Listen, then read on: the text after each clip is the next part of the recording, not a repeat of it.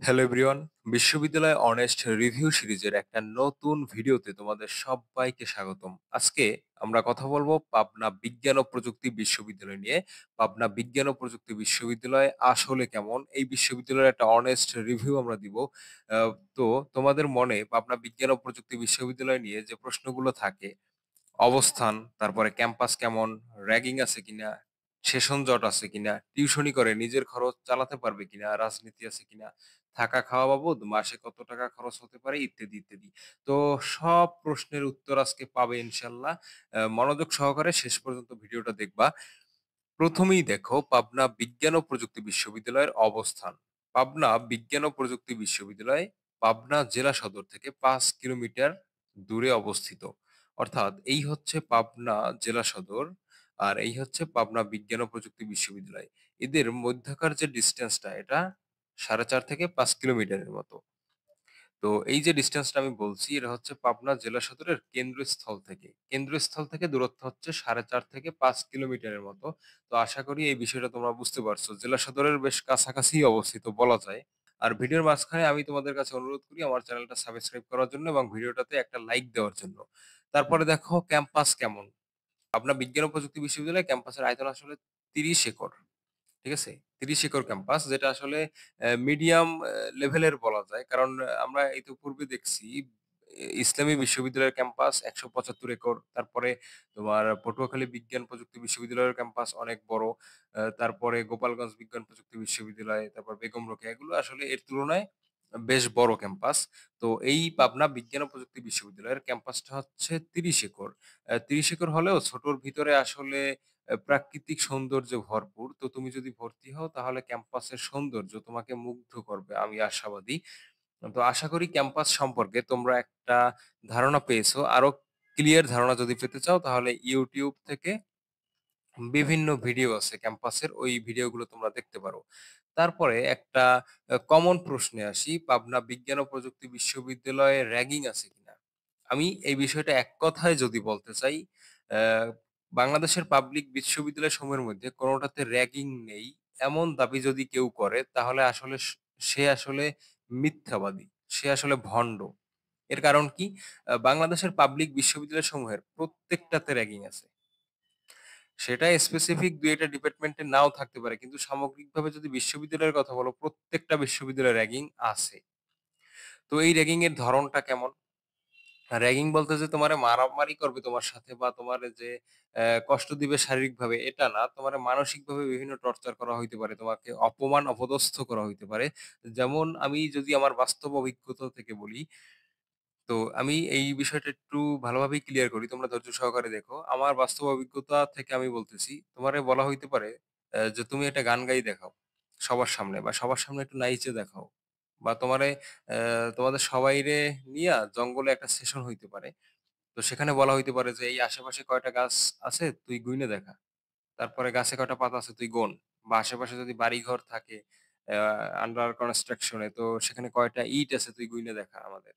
বিভিন্নভাবে এইভাবে তোমাদের মানসিক টর্চারের মধ্যে রাখা হবে। তো শারীরিকভাবে অ্যা মানে নির্যাতন না করলেও মানসিকভাবে যেটা করা হয় সেটাও আসলে কম না একদম। আশা করি র‍্যাগিং এর ব্যাপারটা বুঝতে পারছো। তো পাবনা বিজ্ঞান ও প্রযুক্তি বিশ্ববিদ্যালয়েও তার ব্যতিক্রম না। তোমরা এইসব মানে র‍্যাগিং কালচারের সাথে, সেশন কালচারের সাথে পরিচিত হবে।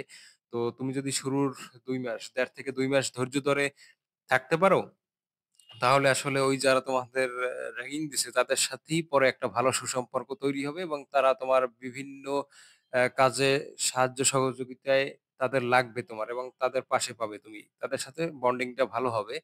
যদিও আমি র‍্যাগিং এর সম্পূর্ণ বিরুদ্ধে অবস্থান করি, তারপরও আসলে বাস্তব অভিজ্ঞতা থেকে কথাগুলো বললাম। তো আশা করি বিষয়টা তোমরা বুঝতে পারছো। তোমাদের কাছে আমি আবারও অনুরোধ করি আমার চ্যানেলটা সাবস্ক্রাইব করে দিতে। কারণ তুমি যদি চ্যানেলে ঢোকো আমার, তাহলে তুমি বুঝতে পারবে যে আমি কত গুরুত্বপূর্ণ টপিক নিয়া ভিডিও বানাই। তো সবার কাছে অনুরোধ চ্যানেলটা সাবস্ক্রাইব করে দেবে এবং ভিডিওটা একটা লাইক দিয়ে দিবা। আর চ্যানেলটায় ভিতরে যদি ঢুকো তুমি, আসলে তুমি তোমার গুরুত্বপূর্ণ প্রশ্নের উত্তর তুমি পেয়ে যাবে ইনশাল্লাহ। তারপরে দেখো পাবনা বিজ্ঞান ও প্রযুক্তি বিশ্ববিদ্যালয়ের সেশন জট আছে কিনা। ২০২০-২১ অর্থাৎ ২০-২১ শিক্ষাবর্ষ থেকে পাবনা বিজ্ঞান ও প্রযুক্তি বিশ্ববিদ্যালয় সেন্ট্রাল এক্সাম সিস্টেম চালু করছে। সেন্ট্রাল এক্সাম সিস্টেম মানে কি? ওই বিশ্ববিদ্যালয়ের সকল ডিপার্টমেন্টের তোমার একই সাথে আসলে পরীক্ষা অনুষ্ঠিত হবে সেমিস্টার ফাইনাল। তো সেক্ষেত্রে সেশন জটের প্রশ্নই আসে না। ঠিক আছে? তাইলে এক কথায় যদি বলতে চাই, আ পাবনা বিজ্ঞান ও প্রযুক্তি বিশ্ববিদ্যালয়ে সেশন জট নেই। নো সেশন জট। তো নির্বিঘ্নে তুমি ভর্তি হতে পারো। সেশন জট আসলে প্রত্যেকটা শিক্ষার্থীর জীবনে একটা অভিশাপের মতো। ৪ বছরের অনার্স কোর্স শেষ করতে ৬ বছর ৭ বছরও অনেক বিশ্ববিদ্যালয়ে লেগে যায়। সেক্ষেত্রে পাবনা বিজ্ঞান ও প্রযুক্তি বিশ্ববিদ্যালয় সেশন জট থেকে মুক্ত আছে। তুমি নিশ্চিন্তে ভর্তি হতে পারো। তারপরে টিউশনি করে তুমি আসলে নিজের খরচ চালাতে পারবে কিনা? তুমি যদি পাবনা বিজ্ঞান ও প্রযুক্তি বিশ্ববিদ্যালয়ে পড়ো, তাহলে তুমি টিউশনি করে নিজের খরচ চালাতে পারবে কিনা? এটা একটা কমন প্রশ্ন সবার। তো পাবনা বিজ্ঞান ও প্রযুক্তি বিশ্ববিদ্যালয় একটা জেলা শহরে অবস্থিত। পাবনা জেলায় অবস্থিত। এই জেলা থেকে বিশ্ববিদ্যালয়ের অবস্থান কত বলছি আমি? ৪ কিলোমিটারের মতো। তো ৪ কিলোমিটার ধরলাম আমি। তো এই ৪ কিলোমিটার দূরে হচ্ছে জেলা সদর অবস্থিত। আর জেলা সদর খুব একটা বড় থাকে না, এটা তোমরা সবাই জানো। তো টিউশন ম্যানেজ করাটা একটু কঠিন। তো তুমি যদি সায়েন্সের স্টুডেন্ট হও এবং আশেপাশে যদি নজরদারি রাখো বা সিনিয়র বড় ভাইদের সাথে যদি কমিউনিকেশন রাখো, তাহলে তুমি টিউশন পাবা। কিন্তু টিউশনের সেলারিটা একটু কম।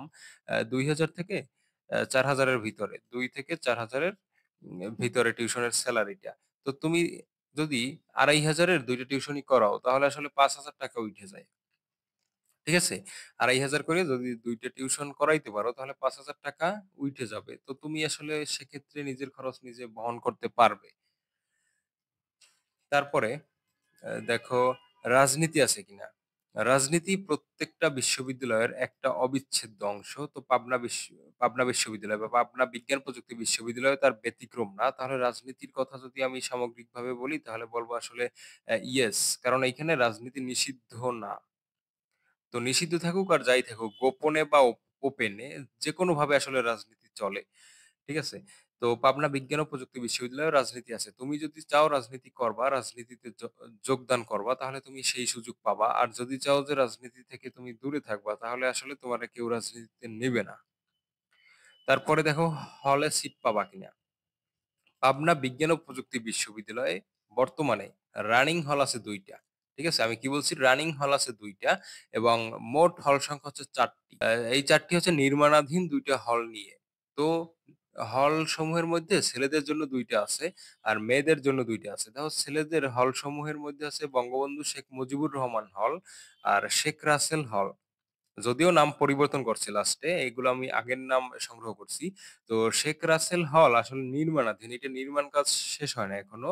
আর মেয়েদের হল সমূহের মধ্যে আছে শেখ হাসিনা হল, শেখ ফজিলাতুন নেসা মুজিব হল। যদিও নামগুলো কি জুলাই আন্দোলনের পরে চেঞ্জ করা হইছে। তো শেষের হলটা এখনো নির্মাণাধীন। তো আল্টিমেটলি তোমার ২ টা হল রানিং আছে। একটা হচ্ছে এইটা আরেকটা হচ্ছে এইটা।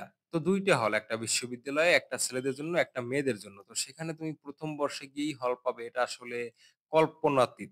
ঠিক আছে? তোমার যদি লবিং না থাকে, তাহলে তুমি আসলে কোনোভাবেই হলে সিট পাবে না ১ম ১.৫ বছর, ১ বছর ১.৫ বছরে।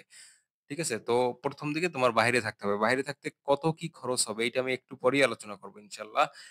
তারপরে দেখো থাকা খাওয়া বাবদ মাসে কত টাকা খরচ হবে। তো তুমি তো শুরুতেই গিয়ে হল পাবে না। তোমার তো বাহিরে থাকতে হবে। তো থাকা খাওয়া বাবদ মাসে অ্যাপ্রক্সিমেটলি তুমি যদি ৳৪,৫০০ বাজেট রাখো, তাহলে তুমি ইজিলি থাকা খাওয়া কমপ্লিট করতে পারবা খুব সুন্দরভাবে।